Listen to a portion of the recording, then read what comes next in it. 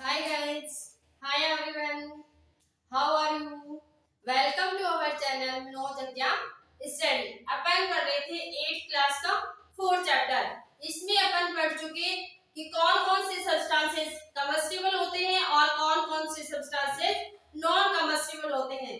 इसी तरह सारे चैप्टर को टॉपिक वाइज देखने के लिए मैंने आप लोगों को सारी एनसीईआरटी के अंदर जितनी एक्टिविटीज दे रखी है उन सबको क्लियर करवाया है। इस तरह से आप सारे नेक्स्ट चैप्टर देखने के लिए इस चैनल को सब्सक्राइब जरूर करें। Let me start. We have read that the sun produce its own heat and light. It is also some kind of combustion. देखो जब सन से हीट प्रोड्यूस हो जाती है वो भी क्या है कम्बस्शन। क्योंकि देखो जब समय पे अपन देखते हैं तो वहां पे हीट ज्यादा होती है तो अपने को गर्मी लगती है ना, तो वो क्या है कम्बस्शन। अपन लाइट वाले चैप्टर में एक एक्सपेरिमेंट करके देखते हैं, उसमें आप उसका जो इग्निशन टेम्परेचर आ जाता है उसमें आप एक स्ट्रेट लाइन में देखते हो तो वो पेपर जो होता है वो फायर कैच कर लेता है, तो वहां से भी हीट प्रोड्यूस हो रही है, तो वो भी क्या है अपने लिए कम्बस्टिबल। तो ये क्या कहना चाह रहा है कि वो हीट प्रोड्यूस होती कहां से है। In the sun heat and light are produced by nuclear reaction. What is the nuclear reaction?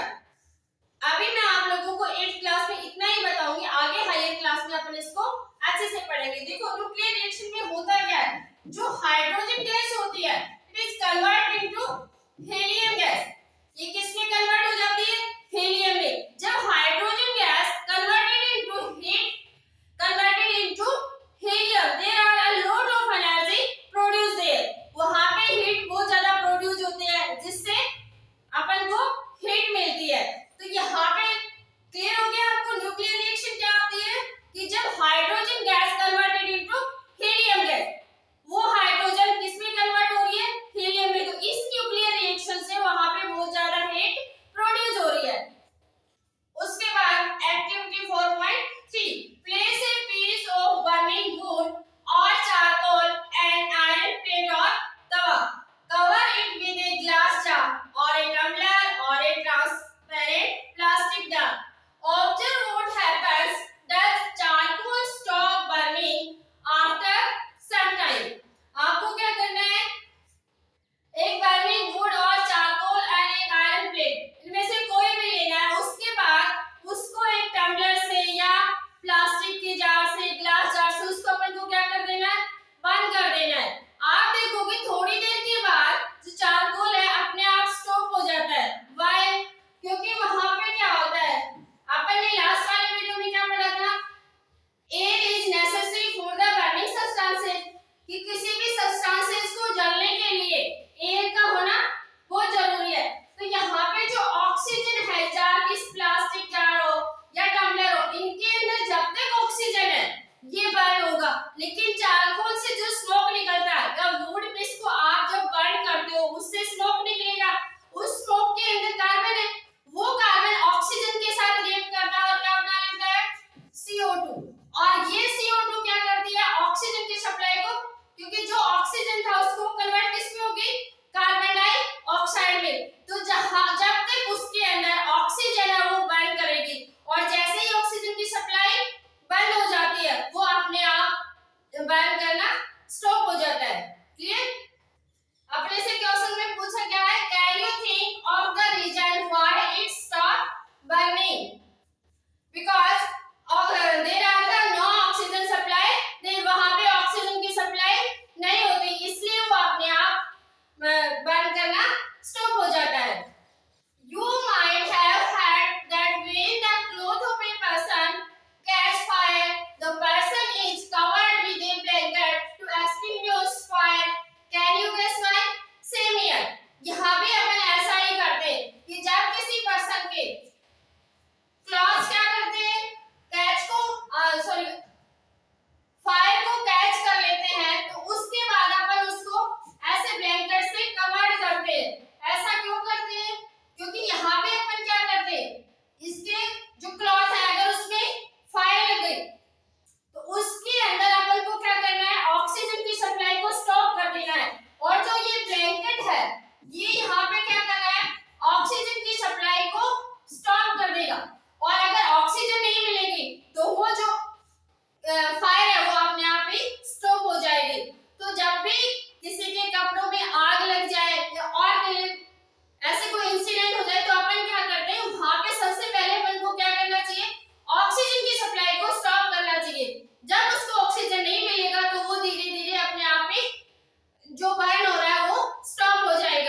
जब भी आपके आस पड़ोस में या आप किसी के साथ ऐसा इंसिडेंट देखते हो कि वहां पे फायर लग जाती है, तो आपको सबसे पहले क्या करना है, ये प्रिकॉशंस होते हैं। सबसे पहले आपको वहां ऑक्सीजन की सप्लाई को स्टॉप करना है।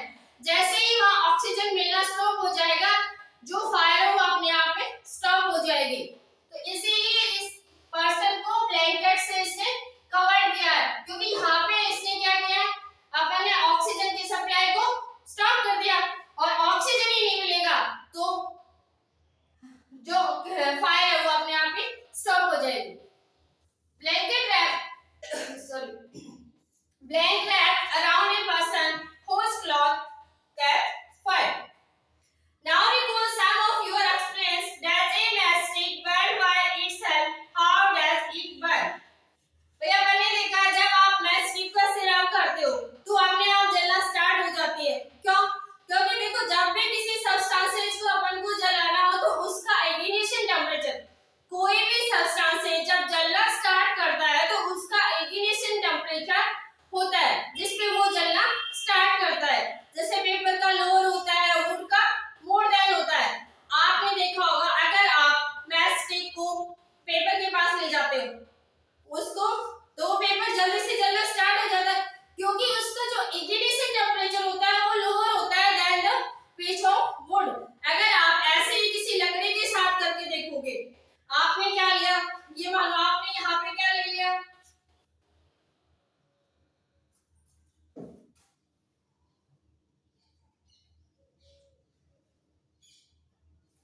देखो यहाँ मान लो अपन ने क्या ले लिया, ये अपने पास क्या है, पेपर, और यहाँ पे अपने पास क्या है, पीस ऑफ वुड।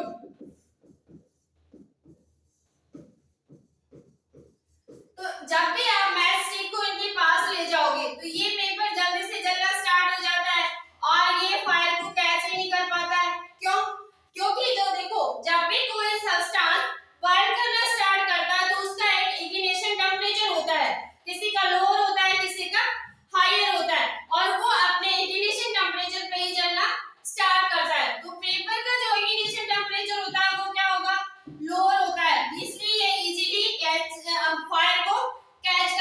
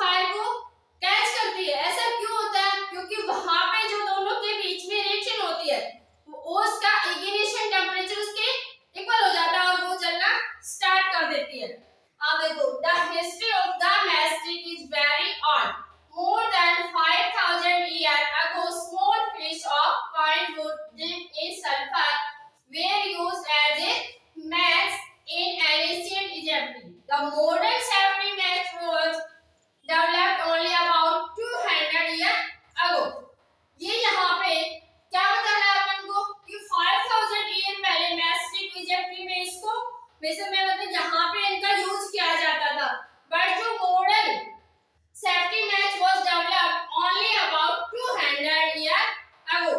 देखो मैच की किस तरह से होती है ना, इसका जो ये आगे वाला पार्ट होता है ये किस किस का बना होता है, इसके अंदर पोटेशियम क्लोराइड होता है, कुछ पार्ट सल्फर ट्राइऑक्साइड और सल्फर ट्राइसल्फाइड होते हैं, ये इसके ऊपर लगे रहते हैं। और इस तरह से अपनी जो मैस्टिक होती है, जब इसको आप इसके ऊपर ये वाला देखो, ये इसका कौन सा पार्ट होता है, रफ वाला।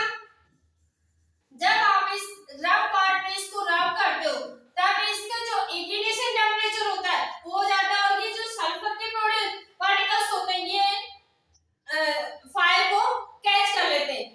क्लियर?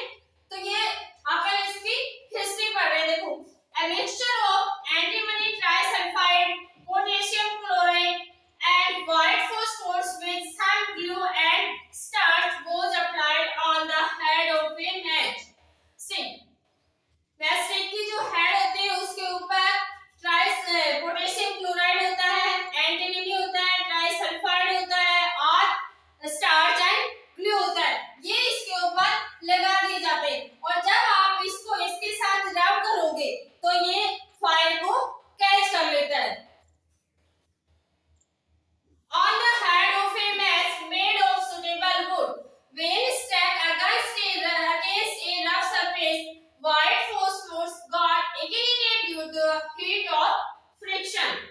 जैसे ही अपन इसके ऊपर रब करते हैं तो जो व्हाइट फॉस्फोरस होता है वो इग्निटिंग टेम्परेचर को कवर कर जाता है और फायर को कैच कर लेता है।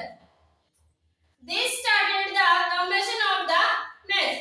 However, white phosphorus proved to be dangerous both for the workers involved in the manufacturing of the match and for the users.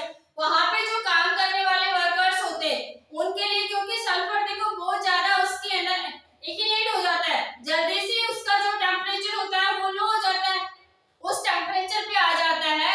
देखो कोई भी सब्सटेंस है जब जलना स्टार्ट करता है that is in ignition temperature, तो सल्फर के जो पार्टिकल्स होते हैं वो जल्दी ही फायर को कैच कर लेते हैं। तो ये क्या वहां पे जो वर्कर्स होंगे, ये काम करने वाले लोग होंगे, उनके लिए वो डेंजरस होता है। तो इसलिए आजकल जो सल्फर के पार्टिकल्स हैं उनको बंद कर दिया गया सेव करने के लिए, ताकि जहाँ पे जो वर्कर्स होते हैं वो काम कर रहे हैं उनके लिए वो डेंजरस ना हो। उसकी जो रब वाली पार्टिकल्स होता है जो मैस्टिक के, देखो ये रब वाला पार्ट होता है और ये उसके ऊपर जो ब्लैक ब्लैक लगा होता है, मैंने आपको बताया किसका बना होता है, पोटेशियम क्लोराइड, एंटीमनी ट्राइसल्फाइड। इसके साथ जो सल्फाइड के पार्टिकल होते हैं व्हाइट सल्फाइड सल्फर वाले, वो अब इसके साथ ना लगा के इसके साथ लगा दी गई है, ताकि जो वहां पे वर्कर्स हैं उनके लिए वो डेंजरस ना हो। जब आप इसको इसके साथ रब करोगे तो जो पार्टिकल्स थे वो जल्दी से फायर को कैच कर लेते हैं, पर अब उसके कुछ पार्टिकल्स यूज किए जाते हैं ताकि वहां पे जो वर्कर्स है या और कोई भी उसको यूज कर रहा है उसके लिए वो सेफ हो। This started the combustion of the match. White phosphorus proved to be dangerous both for the workers involved in the manufacturing of match and for the users. These days, the head of the safety match contain only antimony trisulfide and potassium trichloride, and a little red phosphorus, which is much less dangerous. जब वो white sulphur को अपन use कर रहे थे उसके जगह आप क्या यूज करने लगे, red phosphorus, that is less dangerous than white sulphur. White sulphur से वो कम डेंजरस होता है।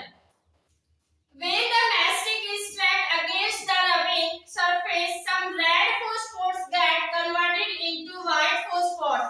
This immediately reacts this potassium chloride in the mastic head to produce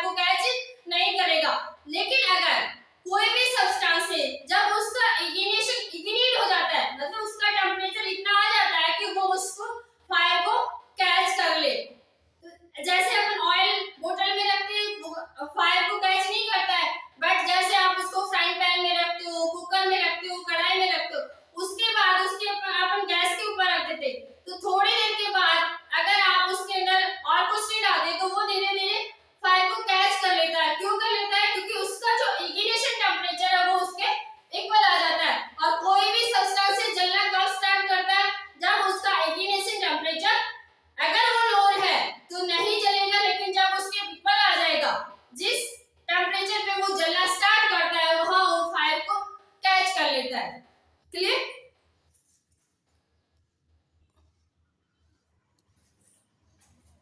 clear?